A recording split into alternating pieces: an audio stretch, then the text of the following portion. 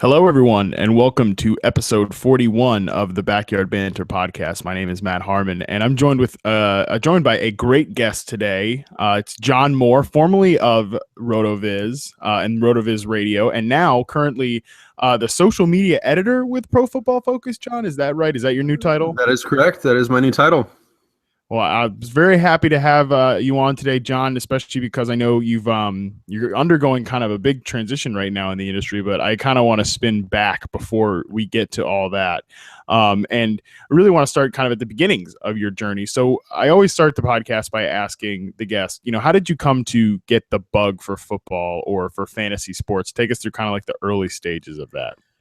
Sure. I think the bug for football probably came from my dad. So my parents were divorced, and I moved to Ohio, I think when I was 6, and lived with my mom and sister. And I would go for Thanksgiving, for Christmas and New Year's back to New Jersey and hang out with my dad. And one of the few things that he passed along to me was his love for sports betting. And so we would, that first wild card weekend playoff game, we'd do like box pools and spreads, and we'd pick against each other. And that was really like the thing that we bonded over growing up, as weird as that sounds. From a distance, it would be, what game are you watching? You want the Panthers +7, or do you want the Giants -7, or whatever it was. And so early on, that became kind of a bonding point for me and my father. Sort of concurrent to that move to Ohio was this whole thing where on the first day of school, you have, what's your favorite food? What's your favorite color? What's your favorite sports team? And for me, my answer for favorite sports team was the New York Yankees. And everyone in Columbus, Ohio, going down the line was Ohio State Buckeyes, Ohio State Buckeyes, Ohio State Buckeyes. And of course, I jump in, say the New York Yankees. Everyone like slow motion kind of turns and looks at me like, "You're not a Buckeyes fan?" And I was like, "No, what is that? We have the NFL. Is that the same thing?" And I was basically accosted by people suggesting I become a Buckeyes fan. And I was like, "You guys are insane. I like whoever you don't like." And so that made me a University of Michigan Wolverines fan. And it was just sort of like a trolling thing in a way, but something I got very into early on, especially with that 97 Charles Woodson Heisman national championship season. And that was really where my love of football was born. Yeah, it's always fun to kind of play the contrarian there. Growing up in Washington, I can definitely relate to that. Not wanting to root for their football team, did not want to then root for Dallas or anything like that. But it was definitely I'm gonna pick whoever. I'm gonna pick not these people's favorite team for sure. So I guess kind of what was your first experience with fantasy football then? From bridging off from that. Oh man, I feel like it was probably middle school. And I feel like I don't know. I'm 29 now, and that was kind of like late 90s when that was happening. And I feel like that was when the internet was really starting to take off. And so you'd log into AOL or whatever, and you get that and wait for your page to pop up. And I remember early goings. It was Priest Holmes and guys like that, real running back heavy, which. It seems kind of like a funny, almost full circle strategy to fantasy football in 2016, if you want to talk about contrarian plays. But it was just kind of one of those things that I had no idea what it was, but somebody invited me to play in a league, and very quickly became affectionate about it, and it was something that caught my interest. But I think as much as anything, the NFL draft was something that really I became infatuated with early on, perhaps more so than fantasy football. Maybe I've never admitted this on a podcast before. I loved the movie Jerry Maguire, and I hope I'm not alone here. My word is stronger than oak, but I had this idea when I realized that I was probably going to be pretty scrawny. So my dad was a big guy. He played defensive end in college. I want to say he had a tryout with the Browns at some point near the back end of his college career, but I was not that. When I got my license, I was 5'6", 150 pounds. So I was a scrawny dude. But I just lost my train of thought, to be truthful. But what was I saying, Matt? Help me out here. You were saying about being a scrawny kid and Jerry Maguire. Oh yeah. So when I realized that I wasn't going to be able to be an NFL football player, which was something that I had aspired to when I was younger and bossed on everyone in backyard football, I was like, maybe I could be a sports agent. And so actually later on, when I got to high school, I graduated from high school early and spent my second semester of my senior year interning with a sports agent. But yeah, that was kind of like something that bit me early on, even more so than the fantasy side of things. Yeah, that's kind of like, I don't know. You can agree or disagree with this, but especially now that you don't work for RotoViz anymore, like which is a specifically fantasy site. Like I kind of feel like I don't know if I love fantasy football as much as some of the other people in our industry, and especially people that have been on this podcast. But I feel like it's almost more of just like a means to an end to talk about football, just because it's a more popular business right now than just straight up football writers. Do you kind of feel me on what I'm saying there, or am I completely off base? No, you're very on base. I think that for me, I've always loved Dynasty because like I have a finance degree. And so I think about fantasy football, Dynasty fantasy football, especially, and hat tip to Ryan Royard with this one. But a fantasy team in a Dynasty context is essentially a portfolio of assets. And your goal is to acquire underappreciated assets and hopefully sell them when the market reaches a frenzy for that particular asset. And so I do very much feel your point here in that fantasy is something that I enjoy. But that said, I would probably categorize myself as a little bit more of a draft person than I would a fantasy football player. Yeah, I won't go into detail on my own side of that because I guess my episode of this is coming up soon. I won't be talking to myself. Don't worry, everybody. I'm not that insane, but so I won't kind of go into too much detail on that. But I totally agree. Like I find myself much more inclined to root for players and storylines and everything more than like having my fantasy picks be accurate. Which maybe that's to the chagrin of some of my followers sometimes, but whatever. I don't know. I think that's an interesting kind of point with people in the fantasy world. But so, John, obviously you mentioned like the draft prospects and everything like that. One of the things you're most known for is some of your work with those prospects, whether it's the Phenom Index or everything, or the CFX, the actual project and everything. Kind of dig into that a little bit. What is some of your work that you've done with college prospects? Yeah, so probably the thing that I'm most known for would be incorporating age into prospect analysis. And this came about back probably I think it was the 2013 draft, and specifically with Terrence Williams, wide receiver out of Baylor, now with the Cowboys. And we were writing all these articles and talking about things like market share and whatnot. And at some point, age got thrown into a very specific Terrence Williams article. And I thought it was strange that he was 23 in his final college season. Now, personally, this kind of is relevant because I grew up playing junior golf pretty competitively, and I was always very aware of age in that context. So the age brackets were 9 to 11, 12 to 14, and then 15 to 18. And I noticed that I had more success when I was, say, the 14-year-old in the 12 to 14 group than I was the 15-year-old in the 15 to 18 group. And so being someone who, bringing back to fantasy sports, I really enjoyed fantasy baseball. And every year I would sort of concurrently be doing draft preparation and fantasy baseball preparation. And I noticed that in the baseball world, age was a really big thing. You sort of get that quad A label if you are too old. Let's say 25 years old in AAA, you're quad A at that point. But in football, we didn't really have a term for this. And so, for example, in that 2013 draft, you had a guy like DeAndre Hopkins, who was going to be 21 as an NFL rookie, and you had Terrence Williams, who was going to be 24 as an NFL rookie. And you're looking at this, and that's essentially a rookie contract. DeAndre Hopkins would be 24 in his final year of his rookie contract, the same age that Terrence Williams was entering the NFL in. And so I basically kind of looked around, and Matt, I think that you have probably some parallels to this in your writing career, but you look around and you say, no one else is really doing this thing right now.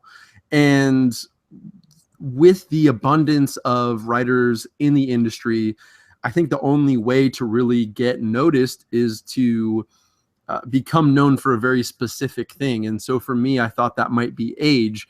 And I created this thing called the Phenom Index, which went through a couple of different iterations, but basically was my way of combining final season college production with the player's final season age when they were in college, and discovered that this was a highly predictive thing as far as statistical models of predicting production over the first, second, third, fourth year of a player's career.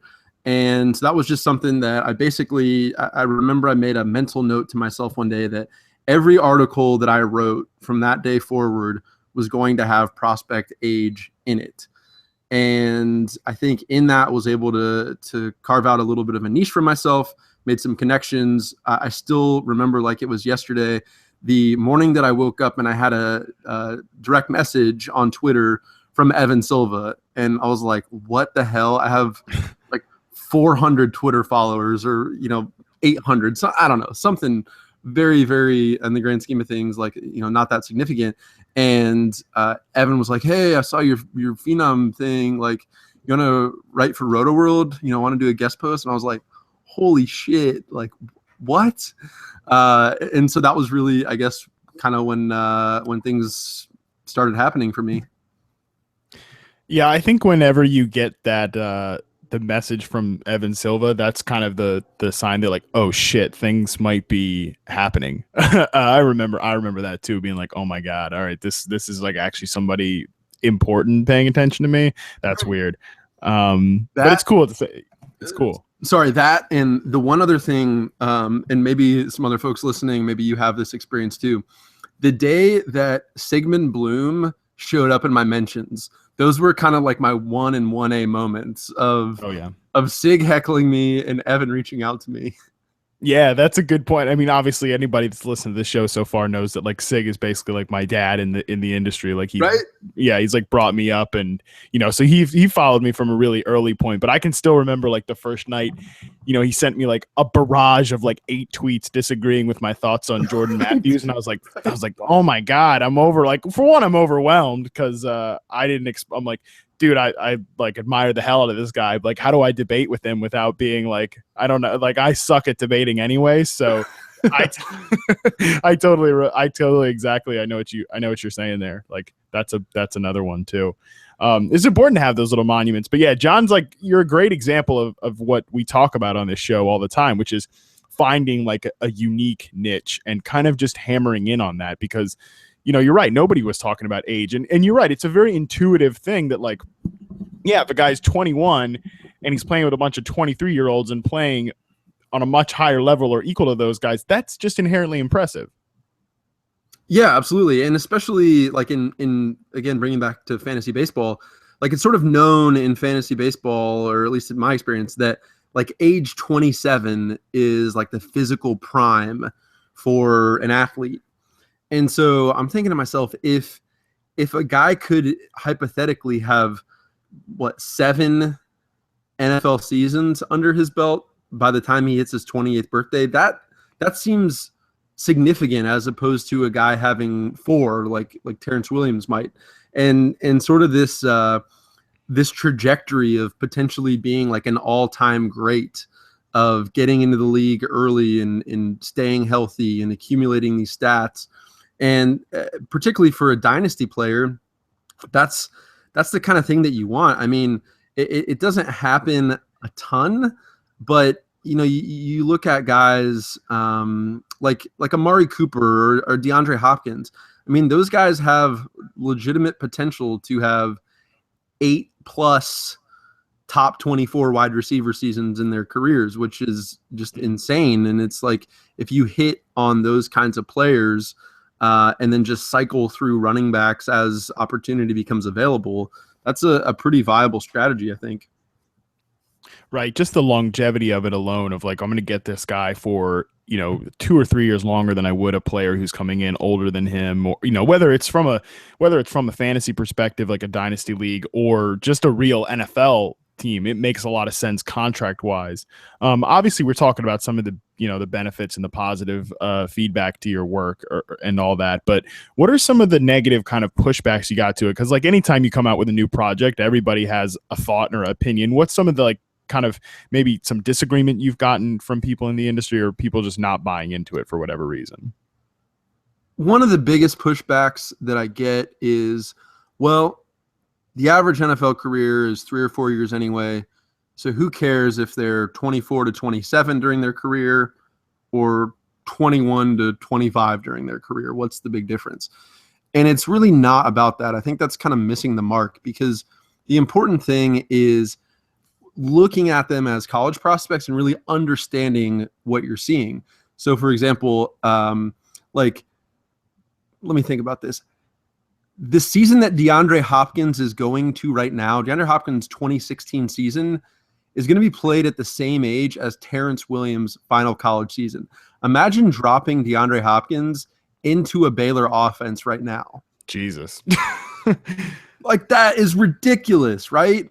Right. And so it's kind of that notion of not career arc or longevity, but just what you're actually seeing. I mean, it's the same kind of thing. Like, I am a big Tyler Boyd fan. And like, I think about in 2 years from now, put that Tyler Boyd in the TCU 2015 offense with Trevone Boykin. And like, how does that compare to what Josh Doxson is? Mm-hmm. And it's like, it's a tough thing to extrapolate, but that's essentially what I'm trying to do with this sort of age adjusted approach. So big pushback is just like, career longevity doesn't really matter, 3 or 4 years and then they're done. That's a big pushback. And then rightfully so, the first iteration that hit on RotoWorld was the math was not as clear as it could have been. And therefore I got some pushback from some math people and I got some pushback from some football people. But it helped refine the process. And that's one thing that I try to do, is not take any of that personally, but just view it as like sort of the universe is going to correct course for you. It's like the old Rasheed Wallace thing, like ball don't lie, like Twitter don't lie. If you put something out there that's really good and really rock solid, like people will get on board with it. But if you put something out there that's a wiffle ball and has holes in it, like people are going to jump on you. And thankfully people have kind of come around on things, and I've tried to re-articulate things. One of the articles that I wrote that was literally written specifically for Sigmund Bloom was at RotoViz and was called I Don't Hate Old Wide Receivers, starring Keyshawn Johnson. And it was really probably the most clear thinking that I ever had on the concept of age and production coming together. But yeah, I hope that kind of covers a little bit on some of the pushback. I think one of the funnier things that funny and miserable at the same time, if you Google something, RotoViz 2015 Phenom Index, it was for Amari Cooper's class, and there was this guy that literally probably wrote a dozen comments in that article, and then like I would jump in, or Fantasy Douche would jump in, or Sean Siegel would jump in, and this guy would just kept spitting stuff back. It's comical and infuriating at the same time, but he's probably my single biggest detractor on the internet. It's, comedy mixed with frustration certainly sounds like a comment section. That's for sure. Yeah, I try not to. Anytime I see that there's like a large amount of comments on my NFL.com articles, I'm like, I'm not going near that place. I try not to read commentary anyways, because people will like personally insult me, which is whatever. But that's just a fun anecdote. But that point about like the math, being off on your first post or whatever, and just hearing feedback from people, I think that's really key for anyone that's looking to kind of break the mold on a new concept. Is like, and I'm not saying this is what you did, but on my side, like I kind of rushed things out with perception. And that was a big reason why that first, or the second article ever was on Cordero Patterson. And it looks like such a whiff in hindsight. Like the numbers were actually completely telling on the player, but the fact that I was rushing it out there with such a small sample size, Right. and I didn't really have context to the data, it makes the prediction. Well, the prediction was wrong, and it makes like the series look bad, but in reality, the series is fine, and I'm just like, as an interpreter,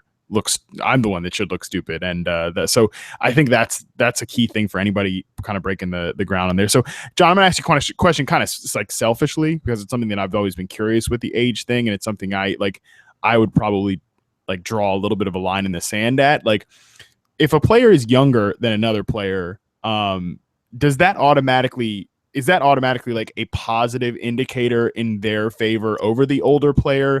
Or is there more to it than that? And does the fact that they're younger, like, does that like automatically kind of make them more likely to improve in the next couple of years? And I'll give you kind of a specific example. Like, I think Devin Funchess versus Kelvin Benjamin is like a really good, reality of this very debate. Like I'm talking about, like, Funchess is an incredibly young player for a rookie coming in. Benjamin was a really old player coming in. So now you get people like already saying that, well, Devin Funchess is going to be better or is better than Kelvin Benjamin. So, it would just kind of riff on that subject for me, because I just really rambled and didn't really ask a question. It's not that younger players are better or that older players are worse. It's that the expectation for them should be different. And so, for example, I mentioned that Keyshawn Johnson post earlier, and Keyshawn Johnson was 23 in his final college season. But he was so good that he was age appropriately good in his age 23 season, if that makes sense. By a different measure, look at someone like, say, Mike Evans. Mike Evans played his final college season at age 20, and his numbers were very different than Keyshawn Johnson's, but still age appropriately good. And so being younger isn't necessarily a good thing. Being older isn't necessarily a bad thing, but it's more a matter of what you do at those ages that does matter. Right. So it's just kind of a way to further contextualize things. And I guess when I always hear things about age, like age mixing it in the draft process, I see it kind of like as something that does add that layer of context, and also provides like a range of outcomes for the player too. I think that's like a way I like to think of it. But anyways, kind of, we'll move on from that subject, but I think it's an important one for listeners to this podcast. Like, it's a really good piece of unique content that you had out there, and like it's definitely a niche that people associate you with. But so John, kind of the early days of RotoViz, and you just recently did your final podcast on RotoViz Radio, which, side note, I'm really going to miss you on. I've listened for like pretty much since the podcast started. It was one of my favorite listens. But your last episode was really good. It was just you and Friedman talking back and forth about kind of the early days of RotoViz. Like, and it was a really, really good listen. If you're listening to this podcast, definitely check that out as well. How did you first get caught on with RotoViz and just writing on the internet in general? Oh man. So I'm a big reader, and at the time I was reading this book, super douchey name, but really a fantastic book called The Way of the Superior Man. And in the book, that is a very douchey name, right, so douchey, but it's good. And it's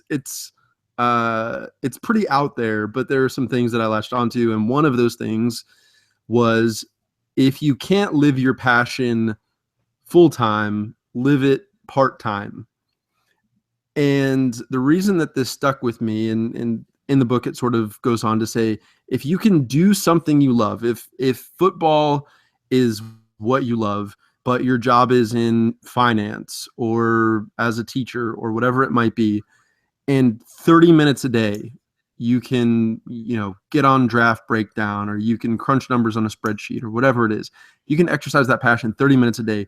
Do that until 30 minutes becomes an hour, until an hour becomes 4, until 4 becomes 8. Just live your passion. And so for me, I was like, ever since I was a little kid, like, I wanted to do this football stuff. Let me start a blog. Like, I don't even really know what that means, but let me just start a blog. And so got on WordPress. I picked this name, The College Football Experiment, and was like, I'm just going to write stuff. And that led to me thinking, who else is out there writing about this kinds of stuff? And it was in those early days sort of me looking at things as a percentage of offense. So what percentage of a team's receiving yards does a receiver have, or what percentage of a team's offensive yards does a running back have, out of the backfield and as a runner. And I was looking for other people doing this. And that led me to a guy by the name of R.C. Fisher, and specifically Sean Siegel. And Sean, as some of you may know, has won some really high-end, I want to say he won the Primetime Fantasy Football Championship a few years ago. He's a writer for Pro Football Focus and RotoViz. And at the time, Sean had this site called Money in the Banana Stand, which I still to this day do not understand that reference at all. But I connected with him and just started emailing him. And he was like, hey, man, I like some of the stuff you're writing. Do you want to write something on my site? And at this point, I'm maybe 3 months into the process. I'm like, oh, my gosh, this guy wants me to do a guest post? Hell yeah, of course I'll do this guest post. And so I made the connection with Sean, wrote this piece basically comparing 2013 draft class receivers to historical receivers. And from there, kept plugging away with my own blog. And then come January, I was out at a sushi place with some friends, and I had been reading some of this work by this guy named Fantasy Douche. And I got a similar to the Evan Silva moment, I got a DM from Fantasy Douche, and I was like, all right, dinner friends, I need to go outside right now and tend to this. Like, this seems important. And so that led me to writing for RotoViz. I was the first person besides Fantasy Douche to post there. And he basically was just like, hey, I'm doing this new project. It's called RotoViz. He had all these apps where I could, instead of just looking at market share numbers in my spreadsheets, I could look at them in bar charts and like see how players were progressing through their careers. And I just thought that was like the coolest thing ever. So not only that, he was going to, give me a percentage of the money that we earned through any subscriptions. And so I still remember the day. I want to say that it was like February 20th, 2013. I got a subscription to an article that I wrote about Stephen Hill. And I was like, holy crap. Like, I just became a paid football writer. And I had a Facebook post about it and, texted my friends and my family. And that was sort of the way that it came to be. It was just me doing a stupid little blog. A couple people taking notice, me reaching out to people, and just trying to seize the opportunities as they came my way. Yeah, it's so important to revel in those early moments too. Whether it's like the first like big DM conversation you have with somebody that you respect and follow, and like it's a big opportunity just to make that connection, and also that first paycheck. I remember when I got my first Football Guys paycheck, I was like, I unwrapped it with my mom and like hugged. It's right? It's a cool moment. It's important to revel in that sort of stuff. So kind of, I mean, what was it like hooking up with a bunch of guys, and eventually as the RotoViz community grew and grew and grew, and there's so many talented people still writing there now. What's it like? What's the feeling when you're just hooked up with a group of people like that think like you do about the game, and kind of especially the RotoViz crowd? Like, you guys are obviously known for a different approach to the game than most people, and you kind of have to prove yourself a little bit. Yeah, I think in the early days, my favorite thing about it were the email threads, where basically one of us would write an article, we would get this backlash to it, and then we would have these email threads about like why we were right and everyone else was stupid. And it very much felt like an us against the world kind of thing, which I personally really enjoy. I love being the underdog. I love rooting for the underdog. And I think in those sort of early days of the site back in 2013, like, it was just a lot of fun to basically approach things like, why couldn't this be right? Why couldn't age actually be a really important thing? Why couldn't, this thing or that thing? Why couldn't zero running backs be the most dominant strategy that you could have? Or why couldn't market share of rush yards be a really important indicator, and all these kinds of things. And we basically would partially debate, we'd partially explain, and it was just I don't know, kind of a fun time to be a part of something where everyone was very hungry, everyone had a lot of good ideas, and like this word is so overused, but like it felt entrepreneurial in a way of like having something that was really ours, and like we were kind of the misfits, but together we all fit in, and in that it felt very special, I guess.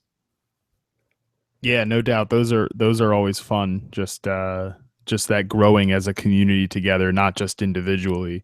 So Jon, as you're kind of moving through your career and everything, or your journey as a writer, did you ever think like, what were your goals? Were your goals to be like a full-time writer, or was it just to be like somebody that does this on the side and was really known for something else? I think if I'm being like totally open here, I low-key had this goal of somehow getting into a front office. I have no idea how that would have ever happened or how it will ever happen.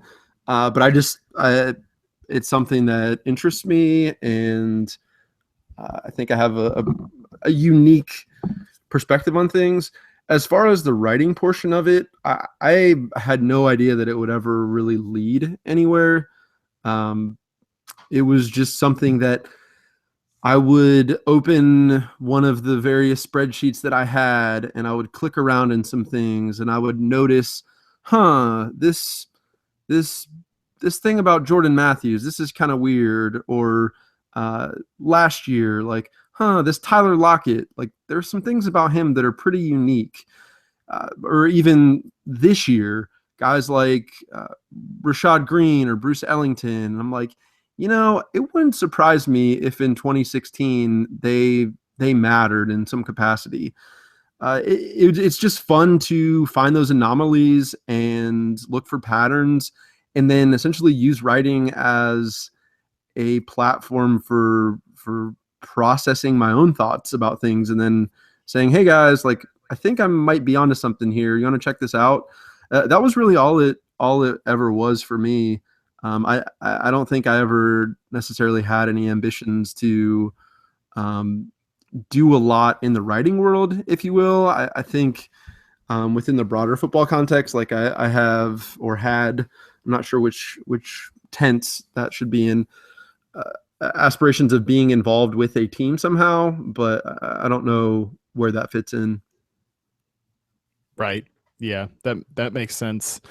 One thing I think that I've always really enjoyed about your work and just having you as a person in the community is like that kind of what you're hinting at there about, like, especially the special teams value to wide receivers, and Ellington being one of those guys this year, especially, and one that I'm on that train with you as well. Perhaps arriving at the conclusion from a different method, but nevertheless, my point is like you're somebody that asks questions and approaches it from a unique avenue. Again, hitting on that point of unique content and standing out. What do you think is something in the industry right now, like a question that maybe nobody's asking, but somebody should, and maybe a listener to this podcast or somebody else out there needs to be the one to answer? What do you think is a question out there worth asking and therefore answering? Whew.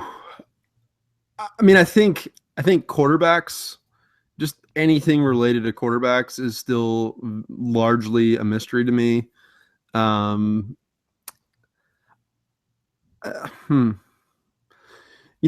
think that as time has gone on, I think there have been things that sort of explain the historic misses. So, for example, to look at someone like Hakeem Nicks or Calvin Johnson or Demaryius Thomas, you could look at those guys and say, like, yeah, it was pretty evident that they were going to be good. Whereas guys like, say, Percy Harvin or Randall Cobb, or Wes Welker or Antonio Brown, I think that there have been things that have come up since then that have been able to explain, like, okay, yeah, this makes a lot more sense now. To me, quarterbacks are still just like a massive a massive mystery. And I don't know if ultimately there is just something completely unquantifiable about the quarterback position, whether that's intellect, work ethic, whatever, any of those sort of subjective things that you want to throw out there. But why is Johnny Manziel out of the league and Blake Bortles is a top fantasy option, or why did Derek Carr become a pretty good NFL quarterback? I don't know.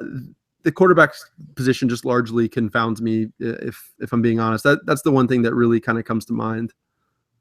I think I agree with you on that. And the thing that's always fascinated to me is that obviously I just do a lot of charting with wide receivers. I don't have any sort of special gift as an evaluator. I think I just happen to watch more of them than anybody. Run it out. Yeah. You just look, see what, you just observe what happens and you mark it down. Did the guy get open? Did he not? And just, building that over a long sample size. But I don't think you can do the same thing with quarterbacks. And there's a lot of people out there that do charting work with quarterbacks. And and it's not to say that they're doing bad work or anything like that, but I just feel like it's different for that position for pretty much any other. And like you said, something unquantifiable about it. So I would love to see somebody come out with a quarterback project, but I have I just have no idea how to approach it, I would say. Yeah, well, and I think even with that, there are people and there are, if I'm not mistaken, sites that are devoted to charting quarterbacks. And I don't know if I think the thing that I struggle with any kind of charting project, and just being candid, I think even sometimes with perception is, how do you cover enough ground to know? And for example, somebody could chart 30 quarterbacks who are current seniors in college, or draft eligible for 2017. But what does any of that look like compared to Peyton Manning and Drew Brees and Tom Brady from the late 90s?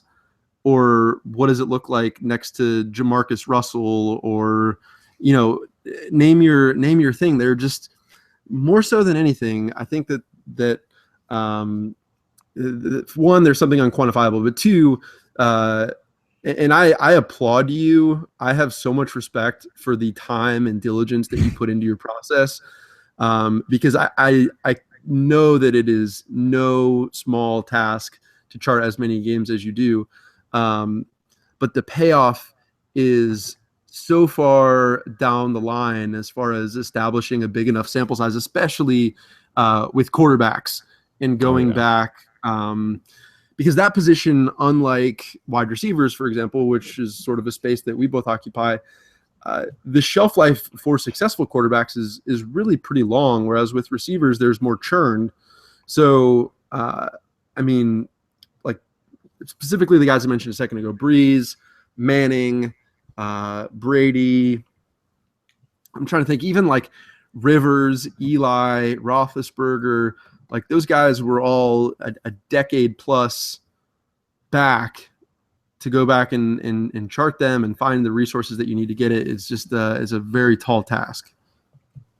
Oh, it really is. And I always say, I wish that I didn't have to, have a real job. I mean, I don't really have a real job, but I play make believe all day for my job now. But I wish I didn't have to do that even, and I could just chart receivers, and I would probably drive myself insane. But just to collect the sort of sample size, I would really need to say something meaningful. And I feel like I'm doing something meaningful, but at the same time, just to go back through history and chart guys Jerry Rice, what would his success rate versus coverage be and to collect that sort of thing. And that's why I've always said, I don't really view myself as doing anything groundbreaking. I'm just keeping an accurate log of what I observe. But I agree, it's a really tough thing to do whenever you're charting anything. Like I said, you can come out really early and jump the gun on something and make a stupid proclamation based on data you don't really understand. And I've certainly done that, and that's a chore for anybody charting games. But hey, real quick, but what you're doing is important though. And I hope that you know that, being like logging what is actually happening in the world is tremendously undervalued. And whether that's in sports, whether that's in politics, music, whatever, there's a guy that I really like named Gary Vaynerchuk, and he's kind of a social media guru, if you will. And he talks about, like, are you building an audience like the year that it actually is?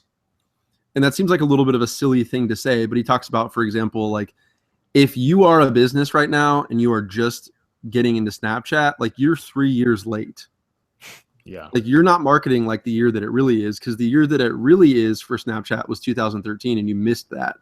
And so I think the fact that you are taking the painstaking effort to detail what is happening on every play with all these players that you are, like, there's a lot to that, Matt. And like, I say this very, very sincerely, and haven't had the opportunity to do this publicly or even privately yet. When I come up with something, wading through my numbers, whatever it is, my check is you. Like I'm really high on Bruce Ellington. The day that you published your Bruce Ellington piece, though, was the day that I actually traded for him in Dynasty. Like, not before that, but like when you posted that piece. And it's, I swear to God, like, it's on Twitter. The day that I traded him, I posted about it. So yeah, what you're doing is important, and please realize that from someone who is very metrically inclined, the effort that you take to quantify the subjective is very, very much appreciated. Well, I appreciate you saying that, and it's definitely something that I view as important, and I wouldn't do it if I didn't think it wasn't necessary. And but your point about like charting what's happening in life, that's exactly, I mean, that's how I basically got to doing this, is because that's what I was doing as a college student, what I intended to go back and get a PhD for, and now I'm doing this instead, which isn't so bad. And like just doing just approaching things from like a social science perspective, and like, just, okay, this is all super subjective stuff, but if you just log it and eventually like things even out. And the one thing I would say, and I that I'm not trying to talk about reception perception here, but one thing I like about it is that like the numbers have stayed pretty consistent as far as like league averages so far throughout the 3 years that I've done it. So I like that too. That makes me feel a little bit better, but I appreciate you saying that. It's good to know that, it's weird. I'm not very good at taking compliments, even though I'm a super vain person, but I appreciate you at least I appreciate you at least thinking that it's useful. And I'm glad that a lot of other people seem to as well. So Jon, I guess I want to kind of like hit on, as we're winding down here, like what you're going to be doing now at Pro Football Focus as a social media editor. It's a pretty big difference between being a writer and a podcaster, I would say. But before I get into that, like, so how did you end up with this gig? Yeah, so long story, I guess. Through the road of his podcast, I got to interview Mike Clay, who is now with ESPN, who was with Pro Football Focus as their fantasy director for a number of years. And a little over a year ago, in the winter of 2015, Mike reached out to me and said, hey, PFF has this feed-through relationship with ESPN Insider, and I'm wondering if you would like to write something about the NFL Combine. And I was like, well, of course. And at that point, I didn't write for PFF or anything like that. So Mike essentially, kind of sought me out, and I was very flattered by that. And he connected me with this guy, an editor over at ESPN Insider named Jeff Dooley. And so I wrote those couple pieces. Mike said, hey, that was good work. Would you like to write for PFF? And I said, hey, sorry, I'm going on this trip. I'm going to disappear all summer. Can't really count on me, but I'll get in touch when I get back. And when I got back, I did some more work for PFF, and basically had a relationship with Jeff Ratcliffe and Jeff Dooley, who at that time had transitioned from ESPN to being the editor-in-chief at PFF. And so when I was trying to communicate with them about a potential full-time writing position earlier in 2016, it looked like that was not going to happen. And just sort of on a whim, I got an email that said, "Hey, we're doing this social media thing. Like, you've got a pretty decent account. Would you have any interest in that?" And sort of the backstory here is that I had, in a previous job, I was working for a university, and I had taken graduate certificate coursework in interactive media. So web analytics, social media marketing, digital branding, so on and so forth. And all of that was to further my writing at the time, but with a thought in the back of my mind that maybe this could in and of itself become a career opportunity. So maybe I run social media for some clothing company or whatever, totally unrelated to sports. And so I applied and came down and interviewed a couple times, and sort of one thing led to another. And I think sort of my experience practically building my own following and academically having taken the classroom work sort of made me a good fit. And I'm in their target market, and I understand, the fantasy community and sort of the online football community. And yeah, it came together perfectly, I guess. Yeah, it sounds like it. And that's just speaking to building relationships and everything, and making those connections, and like never kind of mentally closing a door, like whatever avenue it takes to get your goal as a full-time person like that, be willing to take any avenue, I would say is a takeaway from that. So going forward, what will you actually be doing at PFF as the social media editor? And also, how do you think your space in the community, on Twitter and fantasy world and NFL draft section, how do you think that will change? Well, I'll be writing a lot less content. I'll be, I won't be producing podcasts anymore. I've passed off those duties at RotoViz. I won't have any podcast duties as far as I'm aware at PFF. And even I'm not sure I'll really have any writing kinds of duties there either. Mix that with some non-compete kinds of things. And really the whole of my attention is going to be on social. And so what that means is my job, very basically, what I've been doing the last couple of weeks is just trying to get in with their 2 Facebook accounts, 3 Twitter accounts, Instagram, and try to optimize the posts, sort of make them as native to the different platforms as possible.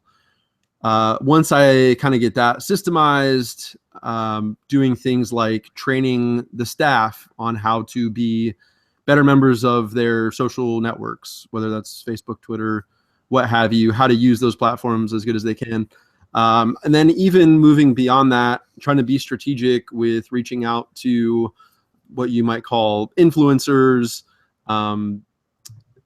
connecting with them, making sure that they know what PFF is all about, making sure that, if they have questions about how our data comes to be, things like that. So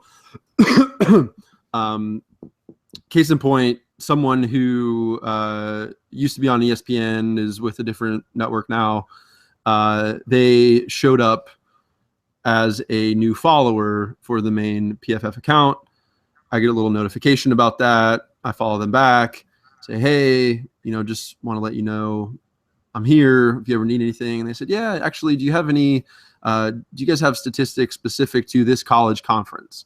I was like, yeah, absolutely. We can help you. Let me know, yada, yada, yada. So basically building strategic partnerships and ultimately trying to just build a community around the PFF brand. I think if we're all being transparent here, and I'm included in this, I think when the company, I don't know, a year, 18 months ago, back in 2015, decided to take away the premium stats, that hurt a lot of people, fractured a lot of relationships. And so for me, my number one priority, if I were to summarize all this up, is to be a good member of the football community on behalf of Pro Football Focus, and try to help them accomplish their business goals. Yeah, that makes a lot of sense. And the power of social media and just social in general is like the sexiest buzzword and concept around any major media corporation right now. Oh, it's Um, incredible. I yeah. mean, just even like just I find the human element of social media to be really, really cool. So I'll just tell you a story, and this is what I absolutely love about my job. I queued up a tweet about Jason Witten and how he did not drop any passes during the 2015 season of his catchable targets. And in response to this tweet, Everson Griffin, the defensive end from the Minnesota Vikings, responded at PFF at Jason Witten with just respect. And I was like, man, how cool is that? That my job is to send out tweets like that like facilitate conversations between players and players, players and fans, franchises and like whatever it is. So that was really kind of the like, wow, like this is really my job sort of moment. No, that is a good story, and it's a good concept too, because I think so many people can get caught up in like emphasizing the negative parts of social media, just like people can get caught up in emphasizing the negative parts of life. But I kind of see the two as being the same way. Like I'm the type of person that wants to emphasize the good things that happen in our world and the good things that happen in my life. And I can certainly attest to the power of not only humanity, but also of social media. Like shit, none of this would ever be happening if it wasn't for social media, like in terms of my life and your life and in all of our existence in this space. Like none of this would be possible without Twitter specifically or any sort of social media. So it is a very powerful tool, and I certainly I think you're gonna do a lot of really cool stuff with that position. So Jon, final two questions here before we get out. The one that I've pretty frequently asked just about every guest: what's something that you see in the community, in the space, in the industry that you just don't really like or don't care for? I mean, the haters is the obvious answer. Yeah. Well, and here's the thing, and this is something that I'm trying to do with the accounts that I'm running now for PFF, is I'll post something and someone will jump in and paraphrasing say, look at these idiots over here, who pays attention to them anyway?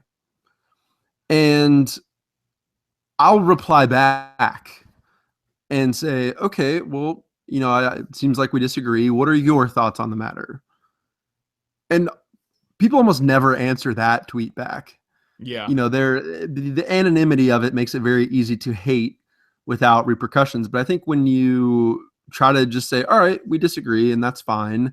And just because our ideas are different doesn't mean you're a bad person. It just means we have different ideas. And so I think if there were sort of like one thing I could do, wave my magic wand and have be different, I think it would just be more constructive conversations rather than just bashing or putting down other people's work, because it takes anyone out there who has a blog or a podcast or whatever, and you have 30 people that come to your site a week, or you have 25 followers on Twitter or whatever, like kudos to you. Seriously, because it takes so much courage to just put your thoughts out in a public forum and expose yourself to criticism. There is so much bravery that exists in that space of typing something and then pressing publish or pressing tweet, that should be commended if you are in fact a content creator trying to put your thoughts out there. Yeah, that's for sure. I mean, just anytime you put your opinion out there, you open it to backlash. But I agree, like it would be great if, even some of us as writers sometimes just responded better. I think that it would, I always say like you're a reflection of your mentions. And if you're constantly fostering negativity, I think that there might be a common denominator in that. And it might not necessarily just be your bad takes. So that's something to always keep in mind when you're operating a social media account or just existing in the world in general.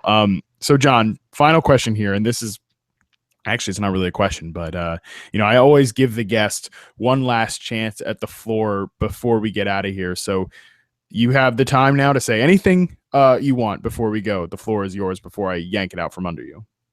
Okay. Well, I think the one thing that I would really hope everyone realize is that we are we're in an age right now where sure there are organizations and there are gatekeepers, but by and large, there is nothing stopping you from essentially putting yourself on. You have all the tools you need to connect with people, to build an audience, to bond over shared interests. And I think if there were one thing that, I mean, even like I'm a relatively young guy, but if there were something that like I knew at age 15 or age 18 instead of age, 25, it would just be that like I am the determiner of what I want in life. And if that's travel, if that's football, if that's whatever, um, now is just such an unbelievable time if you're willing to hustle to get out there and connect with people. I mean, one of the things that I always did, for example, if I had an article about Jordan Matthews going up, I would tweet that article and then I would go to the Twitter search and type in Jordan Matthews and go through and favorite 50 tweets about Jordan Matthews, hoping that someone would come to my bio and read my article. And that's like, we have unlimited access to fans, to people with common interests, that if you really want to build a community, if you really want to put yourself on, that this is me.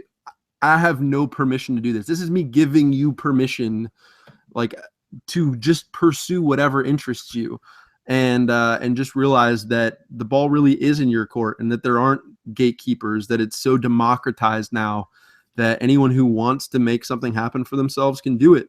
And I think in the very, very tiny corner of the universe that I exist, like, I think that I am somewhat a story of that. Matt, I think that you are definitely a story of that. And I would just empower and encourage other people to realize that they are in that same position of limitless possibilities. I gotta say, John, that is one of the best damn closers we've had here on the Backyard Banter podcast in all 41 episodes. So I totally like echo that statement and just what it means and what it represents on multiple levels. Like, we really are in a very powerful place in the human existence right now and everything. And also just like that idea of like, people shit all over millennials or people under 30 or whatever. But I think that like the fact that our generation does know that, like, that's something I would say, that's something you would say, and plenty of other people our age would say that. That's what I like about our generation. But anyways, that's a whole nother conversation for another day. So, John, I really want to thank you for your time today. This has been awesome. Good conversation, and I think the audience has learned a lot from you. I've learned a lot, and just a really good perspective. And also, if you're listening to this podcast, and like I said, definitely check out the last Road of His Radio episode that John was on, and listen to some more context about that. Also, we didn't get to talk about it on this podcast, but he did another episode with Ethan Harriman on the Hammer Time podcast about your trip around the world. Yeah.